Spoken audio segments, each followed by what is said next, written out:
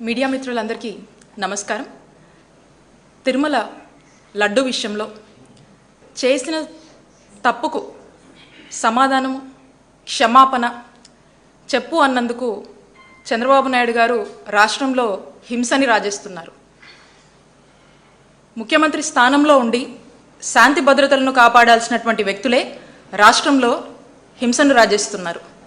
గత 3-4 రోజులుగా మనం చూస్తూ ఉన్నాము ఏ విధంగా టీడీపీ గుండాలు బరి తెగించి రెచ్చిపోతున్నారు. మాజీ మంత్రులను అంబటి రాంబాబు గారును జోగి రమేష్ గారిని వారి ఇంటిపైన ఏ విధంగా దాడులు చేసి ఏ విధంగా హత్యాయత్నం చేశారో రాష్ట్ర ప్రజలంతా కూడా చూశారు. ఇదేదో అన్ఎక్స్పెక్టెడ్గా జరిగింది కాదు. ఇది ఖచ్చితంగా ఆర్గనైజ్డ్గా ప్లాన్డ్గా భయభ్రాంతులకు గురి చేసేటువంటి దాడిలా మనం చూడాల్సినటువంటి అవసరం ఉంది. ఎందుకంటే అక్కడ ఉన్నటువంటి స్థానిక ఎమ్మెల్యే ఇమీడియట్గా సీన్లోకి వచ్చి మేమే దాడులకు దిగపడ్డాము అని చెప్పి ఆవిడే స్టేట్మెంట్ ఇచ్చారు. అందరు కూడా చూశారు. అంటే స్వయాన ఎమ్మెల్యేనే సీన్లోకి వచ్చి గంటల సేపు నిలబడి రాంబాబు గారి ఇంటి మీద దాడి చేత మాటలన్నీ కూడా ఆవిడ ఆయనకు శిక్ష పడాలి అని అనుకున్నాము, క్షమాపణ చెప్పాలి అని అనుకున్నాం, అది చెప్పాలి. శిక్ష పడాలి అనుకున్నాం, చట్టం తన పని తను చేసుకుంటూ పోతుంది. దీన్ని అన్నెసెసరీగా డైవర్స్ పాలిటిక్స్ చేయకండి. మళ్ళీ మాట్లాడితే మళ్ళీ వస్తాం, ఇది హెచ్చరిక. మళ్ళీ మాట్లాడండి, తప్పు మాట్లాడండి, మళ్ళీ వస్తాం. కాబట్టి దీన్ని ఆపేయండి. మీ పరామర్శ కోసం పాపం ఆయన దారి ఖర్చులకి ఆస్తులు అమ్ముకోవాల్సి వస్తుంది, గుర్తుపెట్టుకోండి. ఇది కనుక రిపీట్ అయితే ఒక్కళ్ళం కాదు, ఈసారి ఒక మహిళని మీరు అవమానించినందుకు గుంటూరు మహిళ గళ్ళా మాధవి గుంటూరు మహిళలను వేసుకొని మిమ్మల్ని క్వశ్చన్ చేయడానికి వచ్చింది, గుర్తుపెట్టుకోండి.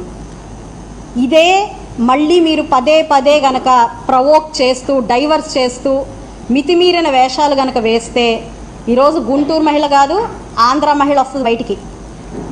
మీరు అది గుర్తుపెట్టుకొని వ్యవహరించండి. ఇంకా చాలు, దీన్ని ఆపండి. దీన్ని చూస్తూ ఉన్నాము. సాక్షాత్తం ఎమ్మెల్యే మాధవ్ గారు ఏం మాట్లాడుతూ ఉన్నారు, మళ్ళా వస్తాం, మళ్ళా కొడతాం, ఊరుకోము అని ఎమ్మెల్యే స్థానంలో ఉండి ఎలా మాట్లాడుతున్నారో చూడండి. నేను చెప్తా ఉన్నా, మాధవ్ గారు గుంటూరులో మీ పార్టీలో మీ పరిస్థితి ఏంటో అక్కడ ఉన్న వాళ్ళందరినీ ఎవరిని అడిగినా చెప్తారు, అందరూ అనుకుంటూ ఉంటారు. మీరు number of times press meet పెట్టారు. స్వయంగా మీ పార్టీ అధికారులే మీ మాట వినట్లేదని దానికోసం మీరు నంబర్ ఆఫ్ కంప్లైంట్స్ ఇచ్చి నంబర్ ఆఫ్ ప్రెస్ మీట్స్ పెట్టి మీ బాధలన్నీ మీరు చెప్తూ ఉంటారు. ఇది నేను చెప్తుంది కాదండి, మీ ప్రెస్ మీట్లు ఉన్నాయి, మీ కంప్లైంట్స్ ఉన్నాయి. అక్కడ ఉన్నటువంటి ప్రజలను అడిగితే వాళ్ళందరూ కూడా చెప్తారు. కాబట్టి మీ పార్టీ ఈ ఎపిసోడ్లో మిమ్మల్ని బలిపశువు చేస్తుందని మీకు వినిపించుకుంటా ఉన్నాను. కాబట్టి మీరు ఒకసారి ఆలోచించండి. రేప్ అనేది ఒకటి ఉంటుంది, కొత్తగా ఎమ్మెల్యేగా అయ్యారు పాపం, కాబట్టి రేప్ అనేది ఒకటి ఉంటుంది. ఆ రేప్ అనేది గుర్తుపెట్టుకొని దాని తగ్గట్టుగా మీరు ఉంటే బాగుంటుంది అని చెప్పి కోరుతా ఉన్నాను. కాబట్టి ఇంత ఆవేశము ఈ విధంగా ముందుకు వెళ్ళడం అనేది రాష్ట్ర ప్రజలందరూ కూడా చూస్తున్నారు, ప్రజలన్నీ కూడా గుర్తుపెట్టుకుంటారని తెలియజేస్తూ ఉన్నాను. ఈవిడిలా అయితే ఇక అక్కడ కేంద్ర సహాయ మంత్రి ఆయన ఈ దాడి జరిగేటువంటి కొన్ని గంటల ముందు ఏం మాట్లాడారు ఒకసారి చూద్దాం. పెమ్మసాని గారు, ఈ రోజు నుంచి మీకు నిజమైన సినిమా ఏంటో త్వరలో చూస్తారు. మీకు 24 గంటల్లో మీకు ఎలా ఉంటుందో తెలుస్తుంది. ఈ రోజు నుంచి మీకు నిజమైన సినిమా ఏంటో త్వరలో చూస్తారు. మీకు 24 గంటల్లో మీకు ఎలా ఉంటుందో తెలుస్తుంది. మనం చూసాము పెమ్మసాని గారు ఏం మాట్లాడుతూ ఉన్నారు. పెద్ద పెద్ద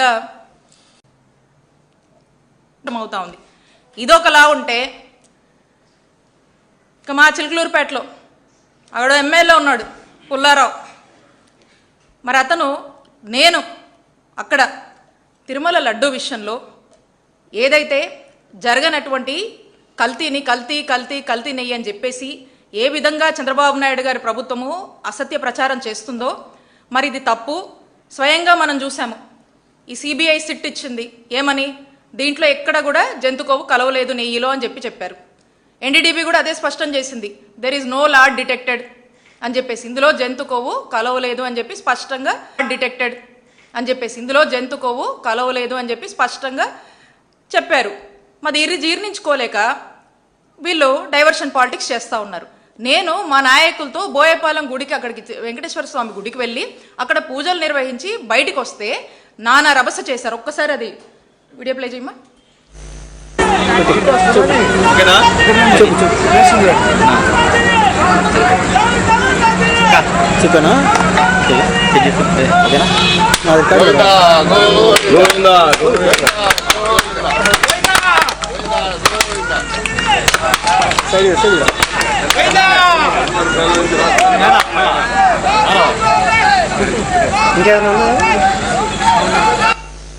ఇక్కడ నేను చంద్రబాబు నాయుడు గారి బుద్ధి ఇప్పటికైనా మారాలి. ఇప్పుడు కూడా ఇంకా దేవుళ్ళని లాగి రాజకీయాలు చేయొద్దు, తమ స్వార్థ రాజకీయాల కోసం అని చెప్పేసి మొరపెట్టుకొని బయటికి రావడం జరిగింది. దీని తర్వాత నెక్స్ట్ వీడియో ప్లే చేయమా.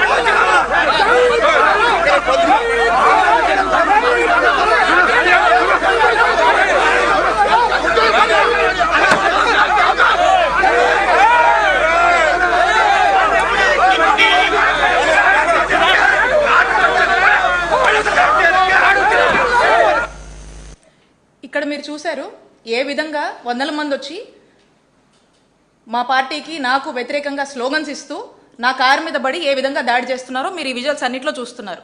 ఇక్కడ విచిత్రం ఏంటంటే నేను గుడిలోంచి బయటకు వచ్చినప్పుడు వాళ్ళే బయటకు వచ్చేలోపు ఈ రభసంతా చేసి మా మీద దాడి చేయడానికి, మా కారు మీద దాడి చేసి ఇలాంటి స్లోగన్స్ ఇచ్చి ఇష్టం వచ్చినట్టుగా మాట్లాడి మా మీద దాడి చేసి తిరిగి ఈరోజు చూస్తే విచిత్రం ఏంటంటే ఈరోజు నా మీద, మా క్యాడర్ మీద కేసు కట్టారు. ఈ కేసు గురించి కూడా చెప్తాను మీకు.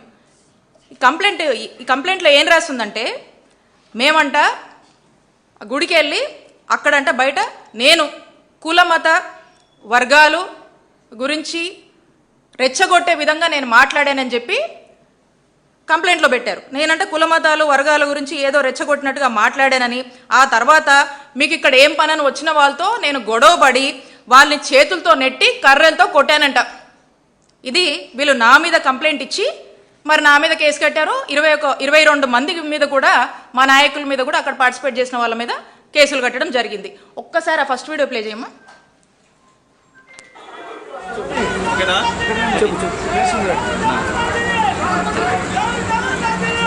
చికెనా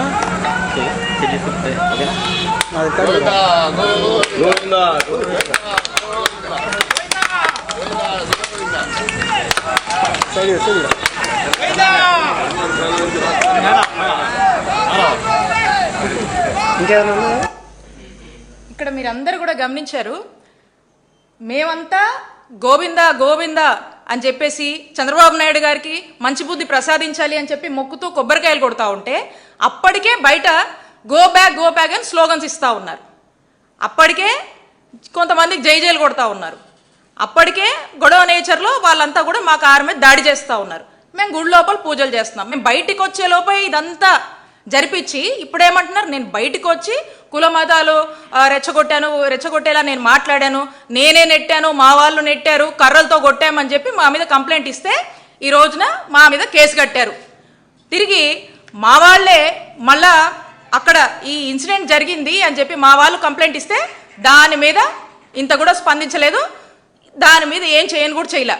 అంటే గుడికి వెళ్ళి వస్తే మా మీద కేసు కట్టారు. అంటే నేను అడుగుతా ఉన్నాను చంద్రబాబు నాయుడు గారిని, నేను గుడికి వెళ్ళి వస్తే నా మీద, మా క్యాడర్ మీద కేసులు కడతారా మీరు? మరి నేను చేసిన తప్పేంటి? వెంకటేశ్వర స్వామి గుడికి వెళ్ళొద్దా? మీరు చేస్తున్నటువంటి మీకు ఇంకా మంచి బుద్ధి ప్రసాదించాలని మేము గుళ్ళోకి వెళ్ళి మొక్కొని వస్తే తప్ప మేమెక్కడ కవిచ్చాము? మేమన్నా గొడవ చేశామా? మా మానాన్ని మేము గుడికి వచ్చాము, మేము సైలెంట్గా మా పని మేము చేసుకుని వెళ్ళుకుంటే టీడీపీ గుండాల్లాగా మీ వాళ్ళు వచ్చి ఈ విధంగా చేసి మా మీద కేసు కడతారా? ఎక్కడ పోతుంది లా అండ్ ఆర్డర్? ఏమవుతుంది? నేను కుల మతాలని రెచ్చగొట్టానా? మరి ఈ విధంగా ఇప్పటికైనా ఆ కలియుగ దైవమైనటువంటి వెంకటేశ్వర స్వామి మీకు ఇప్పటికైనా మంచి బుద్ధి ప్రసాదించాలని కోరుకుంటున్నాను. మీరు వెంకటేశ్వర స్వామితో పెట్టుకుంటున్నారు. వెంకటేశ్వర స్వామితో పెట్టుకుంటే ఎటుంటుందో తెలుసు కదా, ఏమవుద్దో తెలుసు కదా, అది మీకే వదిలేస్తున్నాను. కాబట్టి నేను ఒకటే చెప్తా ఉన్నాను, ఇప్పుడు కూడా పోలీసులు మేము ఇచ్చినటువంటి కంప్లైంట్ మీద రెస్పాండ్ అవ్వలేదు. నేను ఇదంతా ఎందుకు చెప్తున్నానంటే రాష్ట్ర పరిస్థితులు ఎలా ఉన్నాయి అని చెప్పడానికి ఉదహరిస్తూ ఉన్నాను. కాబట్టి నేను చంద్రబాబు నాయుడు గారిని ఒకటే కోరుతా ఉన్నా, మీరు ఎంతసేపు ఈ రెడ్ బుక్ ఇంప్లిమెంటేషన్ అంటా ఉన్నారు కదా, అదే మీరు ఫాలో అవుతున్నారు కదా, 20 నెలలుగా కూడా మీరు చేస్తుంది అదే కదా. కాబట్టి మీ రెడ్ బుక్ ఇంప్లిమెంటేషన్లో భాగంగా రేపు అసెంబ్లీలు ఉన్నాయి కదా చంద్రబాబు నాయుడు గారు, రేపు అసెంబ్లీలో వైసీపీ వాళ్ళు సామాన్య ప్రజలు ఏ గుళ్లకు వెళ్ళొద్దని ఓ చట్టం చేయండి. చంద్రబాబు నాయుడు గారు ఓ చట్టం చేయండి.